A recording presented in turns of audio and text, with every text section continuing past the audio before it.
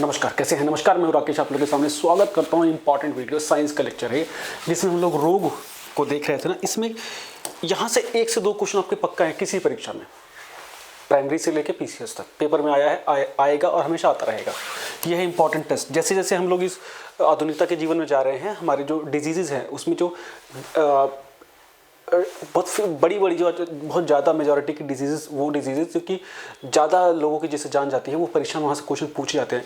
चाहे life style से हो, चाहे इन्फेक्शन वाली डिजीज़ हो, चाहे लाइफ थ्रेटनिंग डिजीज़ हो या जिसका कोई इलाज ना हो, वहाँ से क्वेश्चन ज़्यादा आते हैं। तो हमें इसके इंपॉर्टेंट टेस्ट को लगातार हम लोग पेपर में देख रहे हैं, वो आ रहे हैं। चलिए फटाफट 10 से 15 टेस्ट हैं इसके ऊपर। आपका कोई क्वेश्चन छूटेगा नहीं।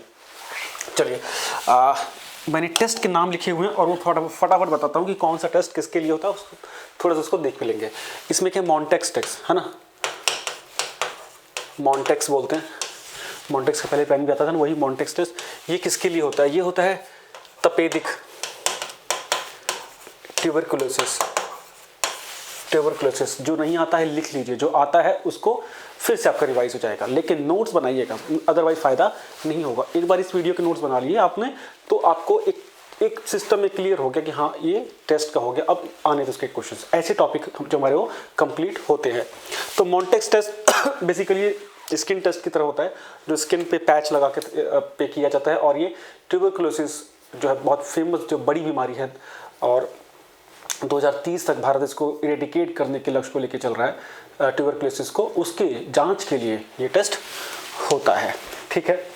दूसरा SCHI शिक टेस्ट करके, ये टेस्ट किसके लिए होता है? SCHICK, ये टेस्ट होता है डिप्थीरिया के लिए। डिप्थीरिया हिंदी में भी डिप्थीरिया ही बोलते हैं ना। ये इसका तो वैक्सीनेशन भी होता है। अभी अगली वीडियो हमारी जो कि वायरस की आने वाली है, उसके वायरस बैक्टीरिया इस प्रकार से, उसके बाद हम वैक्सीनेटेड जो इंपॉर्टेंट वैक्सीनेशन है वो करेंगे। यहाँ क्वेश्चन बिल्कुल छोड़ना नहीं है, ठीक है। तो शिक टेस्ट किसके लिए होता है? डिप्थीरिया के लिए। नेक्स्ट अगर देखेंगे, ये एक इंपॉर्टेंट टेस्ट है, ये किसके लिए होता है?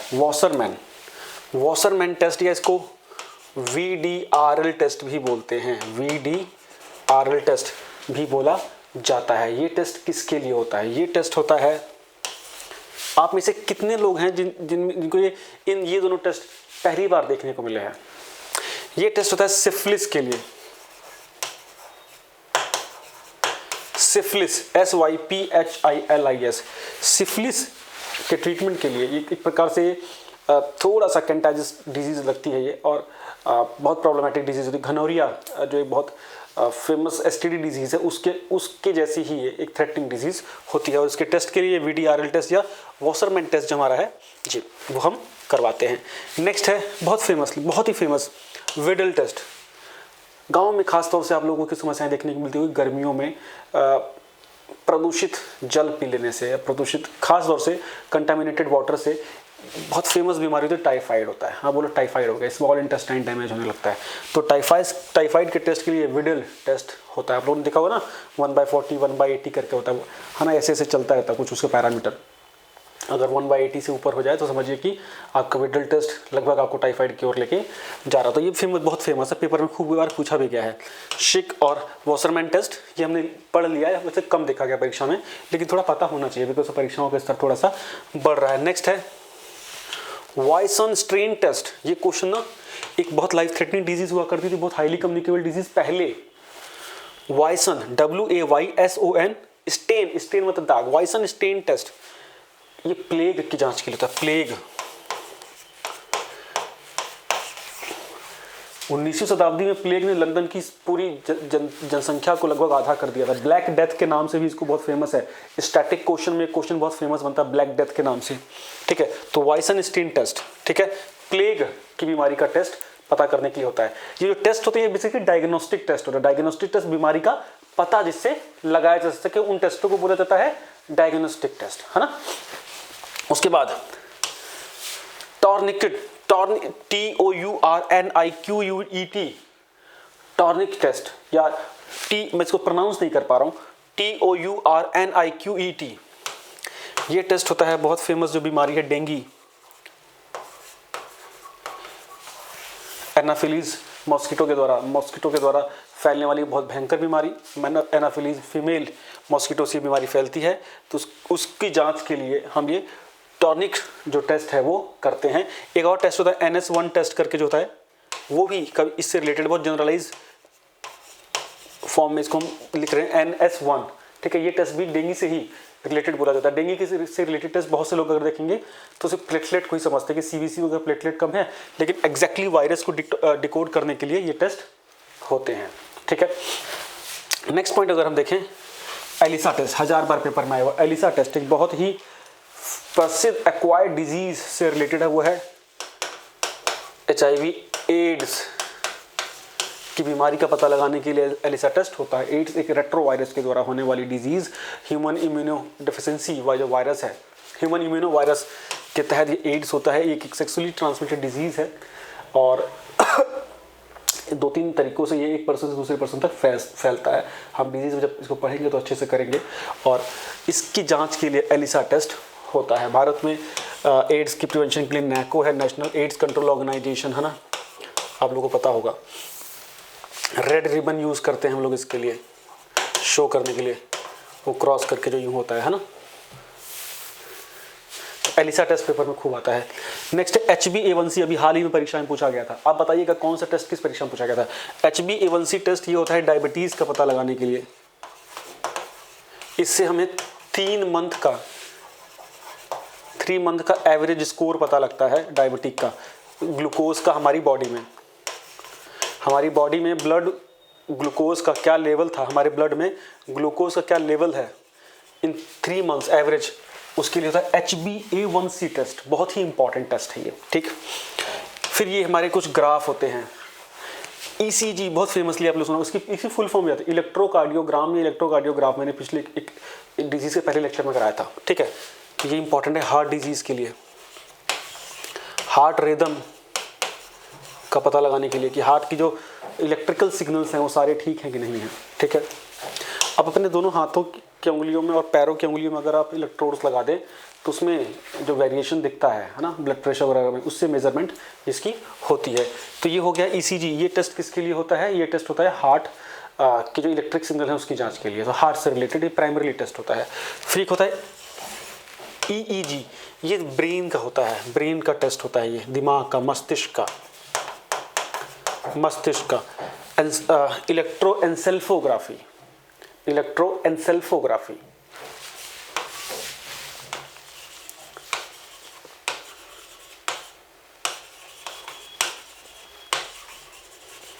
राइटिंग थोड़ी ठीक नहीं चल रही है, मैनेज कर लीजिएगा, लेकिन जो राइटिंग थोड़ी डिस्ट्रेस्ड है वो मैं बता रहा हूँ।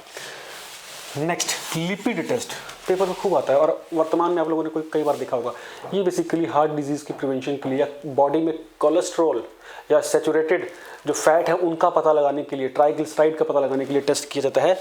इसमें ये लिपिड टेस्ट में बेसिकली कोलेस्ट्रॉल के लेवल्स को चेक किया जाता है। इसके साथ साथ बॉडी में जो ट्राइग्लिसराइड अलग अलग प्रकार के जो फैट है उनका पता लगाने के लिए, जो गुड फैट या बैड फैट हमारी बॉडी में है जो, और बेसिकली ये हार्ट से रिलेटेड ये टेस्ट होता है। तो बॉडी से कोलेस्ट्रॉल का कितना इजेक्शन हो रहा है कि हमारी सही लिमिट में है कि नहीं है, उससे इसका पता लगाया जा सकता है। लिपिड प्रोफाइल किसका होता है? ये कोलेस्ट्रॉल का। नेक्स्ट है डी डाइमर टेस्ट। ये टेस्ट ये मैंने भी इंक्लूड कर लिया है, बुक्स में आपको नहीं मिलेगा। D dimer test basically body में ब्लड क्लॉटिंग से रिलेटेड ये टेस्ट होता है। और ये जो कोविड की जो समस्या आई थी उसमें ये टेस्ट बहुत फेमस हुआ था, है ना। इसमें टेस्ट से पता लगाया जाता है कि अंदर बॉडी में क्लॉटिंग, तो ब्लड की क्लॉटिंग तो नहीं हो रही है ना। इसीलिए आप लोगों ने देखा होगा कोविड में जो सडन लोगों के कार्डिक अरेस्ट हुए हैं या पल्मोनरी एम्बोलिज्म नाम की जो एक डिजीज़ हो जाती है, अचानक सिचुएशन क्रिएट हो जाती है जिसमें अचानक हमारे फेफड़ों में खून का थक्का आके फंस जाता है और हमारी श्वास नली को अचानक से बाधित करता है, जिसमें व्यक्ति की मृत्यु हो जाती है। पल्मोनरी एम्बोलिज्म या कार्डिक अरेस्ट सडन वो ब्लड क्लॉटिंग की वजह से हो सकता था कोविड में, इसके इफेक्ट पाए गए थे। तो ये डी डाइमर टेस्ट वो पता करने के लिए होता है। अगर क्लॉटिंग ज़्यादा होती तो फिर हेपरिन के इंजेक्शन वगैरह फिर लगाए जाते थे। नेक्स्ट अगर देखें तो वेरियस टाइप के स्कैन्स, देखिए इसमें कई सारे स्कैन हमारे आते हैं, जैसे CT स्कैन हो गया, MRI हो गया, PET स्कैन हो गया। ये स्कैन मतलब जांच कर लेना पूरा बॉडी की नकल उतार लेना, फोटो कॉपी कर लेना, है ना।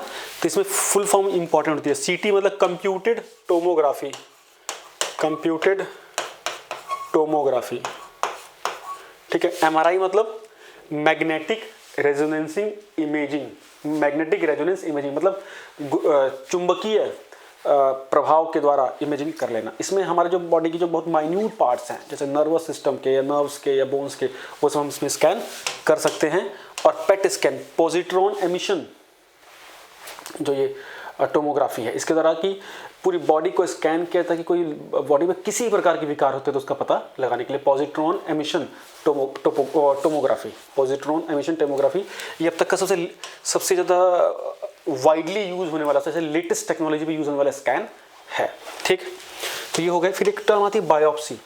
बायोप्सी होती है कि जब किसी बॉडी के किसी सस्पेक्टेड एरिया से टिश्यू को निकाला जाता है ना, टिश्यू को निकाल के फिर उसकी जांच की जाती है माइक्रोस्कोपिक ऑब्जेक्ट्स के द्वारा कि ये जो टिश्यू है या जो सेल्स हैं ये कैंसरस या मैलिग्नेंट नहीं है। मैलिग्नेंट शब्द होता है जो मेटासिस करने की योग्यता रखने वाले जो सेल हो सकते हैं, मतलब जो कैंसरस सेल हो सकते हैं। तो बायोप्सी उसके लिए होता है। आप लोगों ने सुना होगा कि ये सैंपल लेके बम्बई भेजा था, या भारत 6-7 दिन में रिपोर्ट आती है मांस का टुकड़ा भेजा गया है या कोई सैंपल लेके भेजा गया, सो दैट इससे पता लगाने के लिए कैंसरस होता है कि ये नहीं होता है। फिर इसी तरह बायोप्सी से पहले एक टेस्ट होता है FNAC, fine needle aspiration cytology test. Suspect अगर मान लीजिए किसी को लगता है कि कुछ चीज़ों को हमें साइडलाइन करना हो कि इसमें कैंसरस तो नहीं है, तो उससे पहले FNAC टेस्ट किया था। फाइन नीडल मतलब पतली सी नीडल बड़ी सी लेके एक बहुत बारीक सा टिश्यू निकाला जाता है, उसको टेस्ट किया जाता है ना। उसके बाद बायोप्सी होती है अगर नीड होती है तो fine needle aspiration cytology test किससे रिलेटेड है? कैंसरस से। बायोप्सी भी किससे रिलेटेड है? कैंसर से, ठीक। ये टेस्ट हैं। फिर कुछ हार्ट डिजीज से रिलेटेड टेस्ट होते हैं। हार्ट डिजीज से रिलेटेड टेस्ट जैसे बताए थे, आपकी कोलेस्ट्रॉल वगैरह तो सब तो बता दिया। अब जैसे 2-3 टेस्ट आपको याद रखने हैं, ECG हो गया, फिर एंजियोग्राफी और एंजियोप्लास्टी। एंजियोग्राफी और एंजियोप्लास्टी। एंजियोग्राफी ब्लॉकेज चेक करने के लिए, एंजियोप्लास्टी इंस्टेंट इंसर्ट करने के लिए, मतलब ब्लॉकेज को रिमूव करने के लिए, बीच में वे आउट बनाने के लिए। अगर ये भी नहीं पता फिर एक टर्म होती है बाईपास। बाईपास ये प्रोसीजर होता है, ये तो एक प्रोसीजर है एंजियोप्लास्टी प्रोसीजर। तो टेस्ट के रूप में तो सिर्फ एंजियोग्राफी को हम लेंगे, ठीक है, बाकी तो दोनों ये प्रोसीजर हो गए आपके, ठीक है। वर्तमान में मैंने जितनी परीक्षाओं के अगल बगल देखे हैं करीब 5-7 साल में, लगभग इन्हीं से क्वेश्चन पूछ लिए गए। उम्मीद करता हूँ कि इस लेक्चर से आप लोग का जो PRT से लेकर PCS तक में जो भी टेस्ट रिलेटेड जो क्वेरीज हैं वो सेटल डाउन हो जाएंगी। चैनल पर नए हैं तो जरूर सब्सक्राइब कर लीजिएगा, बेल आइकन को प्रेस कर लीजिएगा नोटिफिकेशन के लिए। Thank you so much.